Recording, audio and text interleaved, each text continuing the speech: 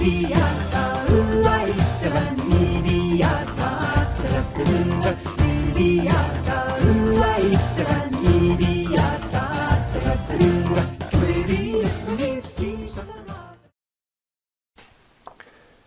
and welcome back. I hope you managed to take a couple of photos, but don't worry if you haven't yet. There's still lots of time over the weekend.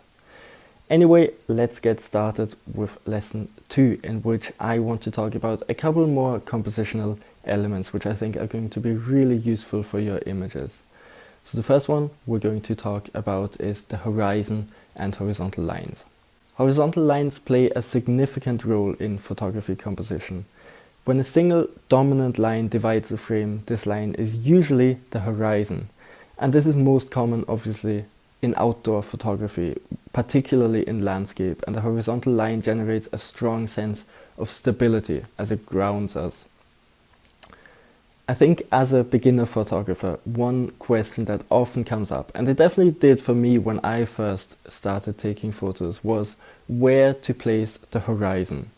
And you really want to be careful with this. When the horizon is placed at the wrong level, it can make for a really disconcerting photo. For portraits, I think it's usually good to avoid having the horizon in the background, or at least kind of having it prominently placed, as it can kind of create a sort of confusing effect and kind of divide the photo a bit too much.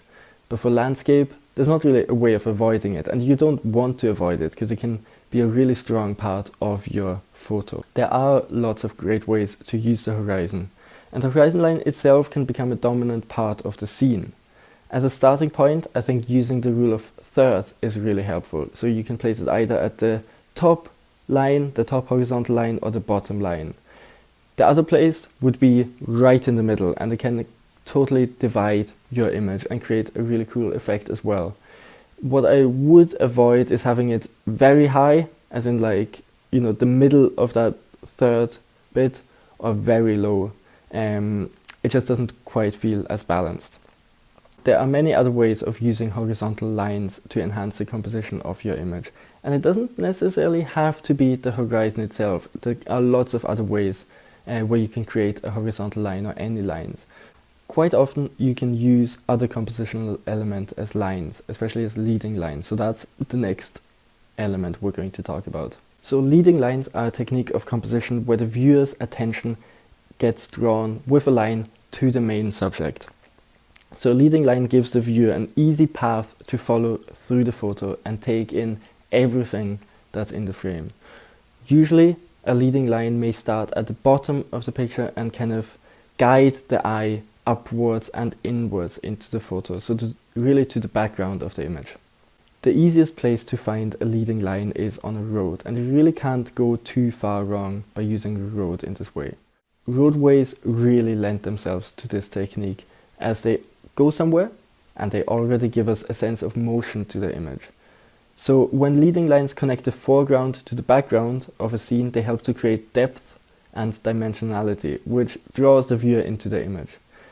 Some other things, apart from roads, that you can use as leading lines are fences or bridges or walls or doorways, or more kind of natural elements. So that could be like water, it could be shorelines or waves, or it could be kind of grass lines or trees or sand dunes, or really anything else. Anything where you can kind of see or just imagine a sort of line that goes through the image. Leading lines are really all around us in cities and in nature. Your job as the photographer is to find them and then arrange them exactly in the way that you want them. So when you're setting up a shot, really look for these leading lines. Take a moment to take in your surroundings and really look out for these leading lines. And then with a smartphone, we can't really use a different lens. So the best way of framing your image is really to move your whole body, move your hands holding the camera, tilt them up, down, lift them higher, lift them lower, anything you can really to frame that moment. And this is something I really want to stress in this tutorial as well.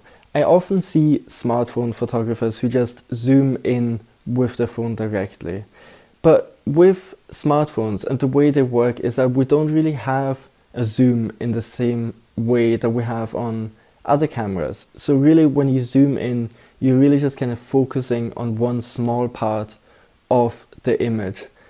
But what that does is that it really decreases the overall quality of your picture, because it's just like a digital way of really enlarging one part of the image. I would strongly suggest to you that you don't take photos zoomed in.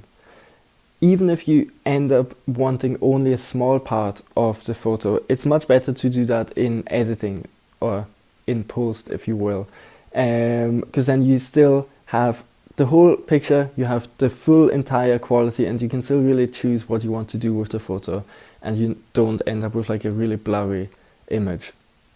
So instead of zooming in, I really want to stress there's no better alternative than really zooming with your body. So get up close, get far away, move your image the way you want it, set it up, use the grid lines, and just kind of use all of these tools to your advantage. Okay, let's talk about today's assignment.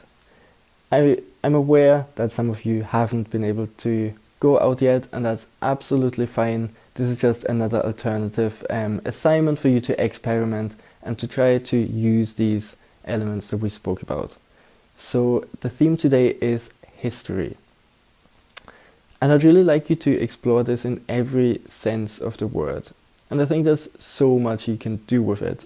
For me, history can be found in so many different things. So for example, it could easily be found in a ruin or any kind of historic building that's close to where I live.